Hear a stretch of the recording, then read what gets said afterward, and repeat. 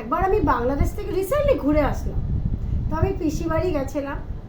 তো দরজার সামনে গিয়ে পিসিকে ডাকছি, ও পিসি, পিসি বাড়িতে আছো? কেউ সাড়া দিল না। তারপর বললাম, ও পিসা, পিসা বাড়িতে আছো?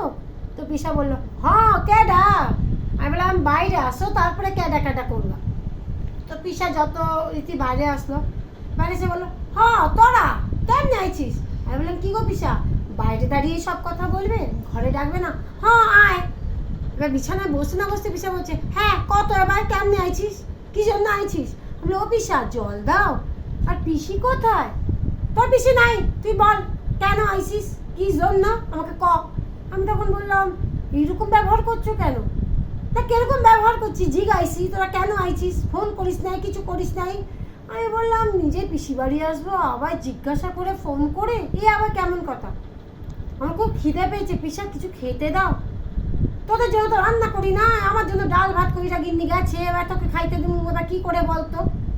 যা ওইখানে চাল আছে, ডাল আছে, বা ডালে চালে বসায় খিচুড়ি কইরা খায় নে, আর বিকালের গাড়িতেই ফেরত চলে যাস।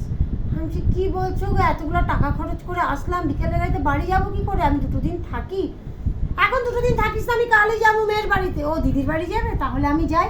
না না না, এখন ও অসুস্থ, তাহলে আমি একটু দেখে আসি। না রে বাবা, বলছি তো তোরা বাড়ি যা।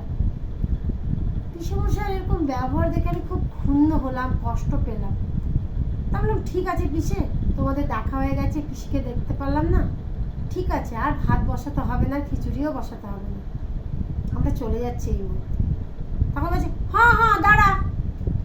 আমাকে 20টা টাকা হাতে দিলেন।